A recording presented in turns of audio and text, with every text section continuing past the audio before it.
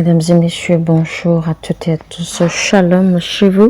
Alors, bienvenue sur la troisième partie de notre message, l'importance du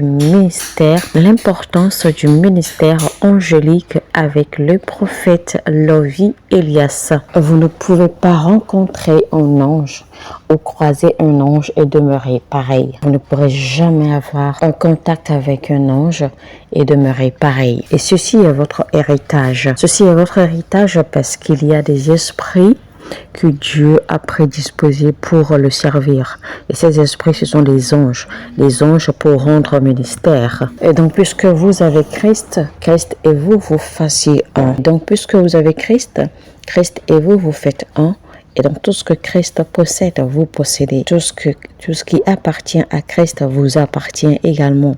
Cela donc veut dire que les anges vous appartiennent. Les anges sont à votre service comme ils sont au service de Christ. La prophétie, les miracles, les guérisons, les délivrances semble facile pour moi à cause de l'assistance angélique. Vous n'êtes pas appelé seulement pour jouir de la présence du Saint-Esprit. Vous êtes appelé pour également jouir du ministère des anges et même du ministère des saints qui sont encore dans le ciel. Dans ce monde rempli de technologie et de déception, eh bien, nous avons besoin d'un peu d'assistance divine. Nous avons besoin quand même d'un peu de pouce. Nous avons besoin d'un peu d'aide de la part des anges pour mieux savoir comment naviguer à travers ce monde de déception. Alors, quand la Bible dit que la grâce et la miséricorde me suivront tous les jours de ma vie, remarquez que ce verset où c'est écrit n'a pas souligné la grâce de Dieu. Et dans un verset, il est dit que la grâce de notre Seigneur Jésus et l'amour de notre Dieu. Ça, c'est un verset qui a parlé de ça. C'est un verset qui a dit cela. Que la grâce de notre Seigneur Jésus-Christ et l'amour de notre Dieu soient avec nous. Cela veut donc dire que ces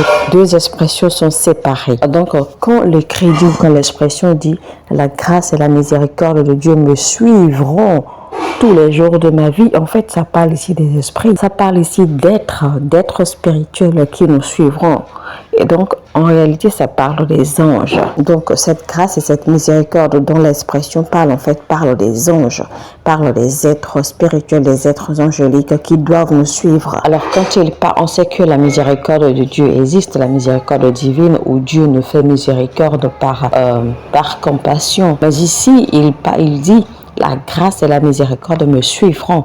Et là, en fait, il parle des anges. La grâce et la miséricorde dont on parle ici, ce sont les ministères angéliques. Le premier pas pour commencer véritablement à jouir du ministère angélique, eh bien, soyez conscients que Dieu a fait les anges pour être avec vous. Soyez conscients à tout temps que Dieu a fait les anges pour marcher avec vous, pour opérer avec vous, pour fonctionner avec vous. Donc, soyez conscients de la présence angélique autour de vous en tout temps et en tout lieu. Donc, c'est la première étape, c'est le premier pas de conscience qu'il faut faire pour commencer véritablement à attirer le ministère angélique. Donc, commencez à marcher avec cette conscience. Commencez à marcher avec la conscience que vous n'êtes jamais seul. Quand vous transformez quelque chose en un sujet, en point de prière ou en requête de prière, bien cela devient facile pour vous d'avoir toujours la conscience de la présence ou de l'existence de cette chose. Le psalmiste dans le livre de Psaume au chapitre 103 louait Dieu même à la place des anges. Il louait Dieu au point où il invitait même les anges à se joindre à lui pour louer Dieu. Et je vais vous raconter quelque chose. Vous savez, quand j'ai rencontré le prophète Élie, il m'a dit ceci. Beaucoup de personnes pensent que parce que les gens, ou parce qu'elles ne voient pas les choses spirituelles, parce qu'elles n'arrivent pas à saisir physiquement les choses spirituelles, donc beaucoup de personnes pensent que les choses spirituelles sont immatérielles. Mais ce n'est pas vrai.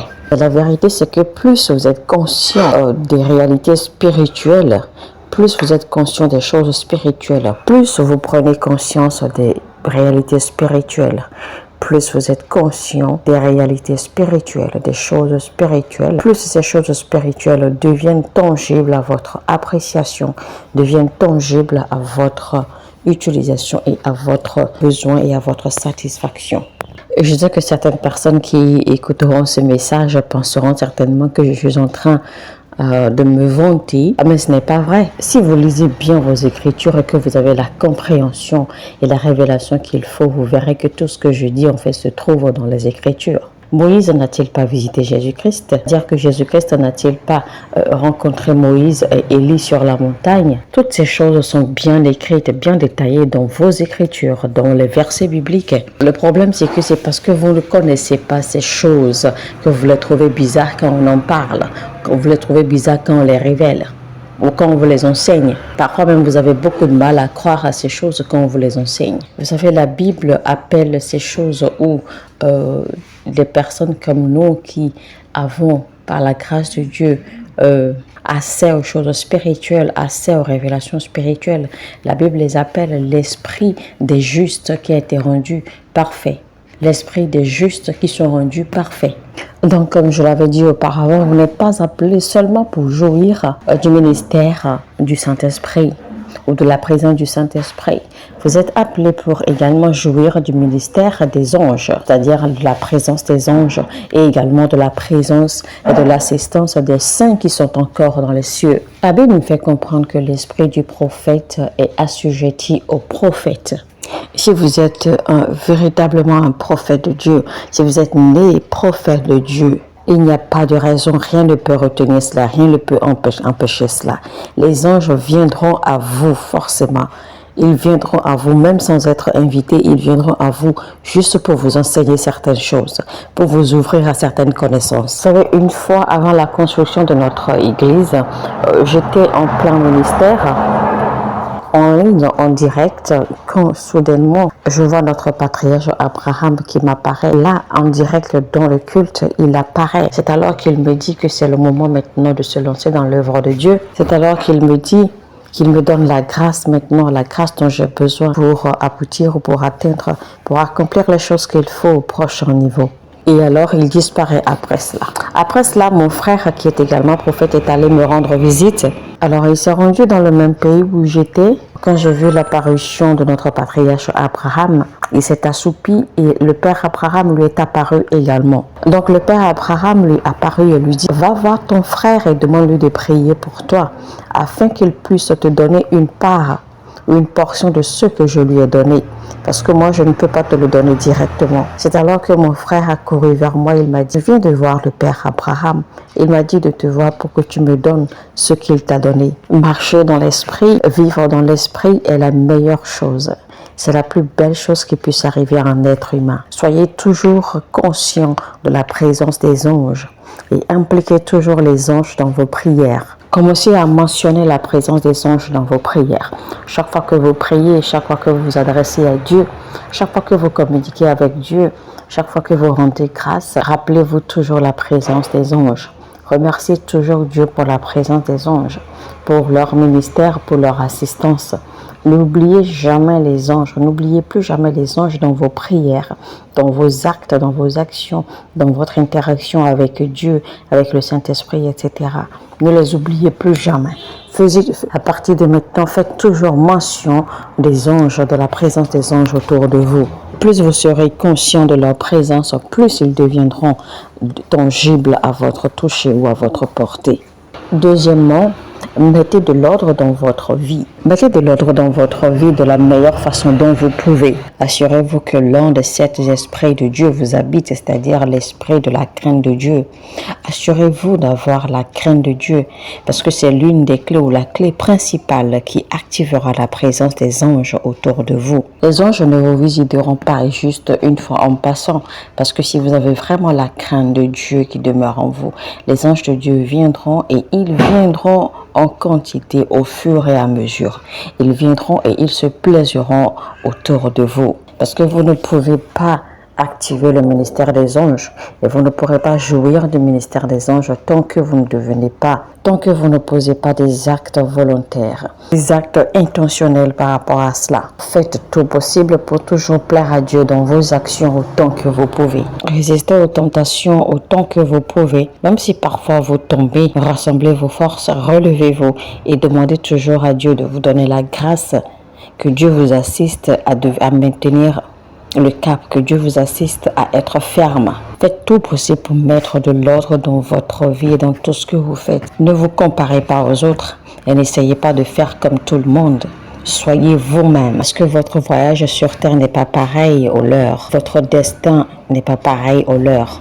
Vous avez des destins différents, vous avez des parcours différents. Troisièmement, faites tout possible pour éviter des conversations futiles avec les autres et même avec vous-même. Toute pensée que vous émettez constitue une voix dans le règne de l'esprit.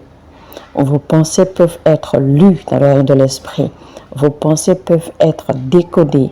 Vos pensées peuvent être entendues dans le règne de l'esprit. Parce que les pensées constituent le langage de l'esprit. Dieu avait dit, rappelez-vous, je connais les pensées que j'ai pour toi. Je connais les projets que j'ai pour toi. Et donc, parce que les pensées constituent le langage de l'esprit, c'est pour cela que le diable peut également vous inspirer de mauvaises pensées.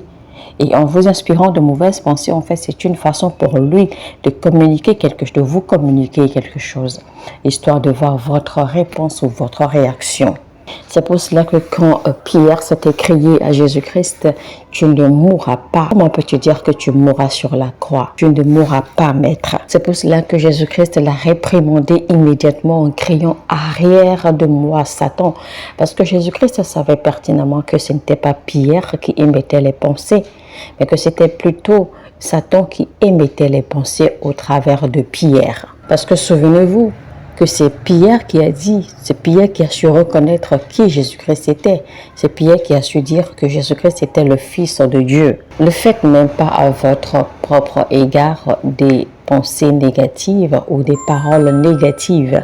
N'ayez jamais de pensées négatives à votre égard. Et ne prononcez jamais de paroles négatives contre vous-même. Il y a un proverbe japonais qui dit « Ne déclare pas de paroles négatives contre toi-même parce que l'homme intérieur ou le guerrier intérieur peut t'entendre. » Mais je peux vous rassurer qu'en ce mois précisément, beaucoup de choses marcheront pour vous. Les portes s'ouvriront à vous à cause de l'assistance angélique. L'assistance angélique sera évidente dans votre vie et dans toutes vos activités. Parce que c'est le désir de Dieu que vous expérimentez l'accélération, la réussite, le succès, la vitesse dans les accomplissements, la plénitude de la gloire de Dieu. Mesdames et messieurs, nous sommes à la fin de notre troisième partie de notre message, l'importance du ministère angélique avec le prophète Lovie Elias. Alors, je vais vous exhorter rapidement à cliquer sur le bouton j'aime et partager le lien de cette vidéo au maximum. Si vous n'êtes pas encore abonné à cette chaîne, alors abonnez-vous maintenant et activez la cloche de notification afin de ne pas rater les messages que nous publions sur cette chaîne. Sur ce, je vous dis que Dieu vous bénisse et shalom chez vous.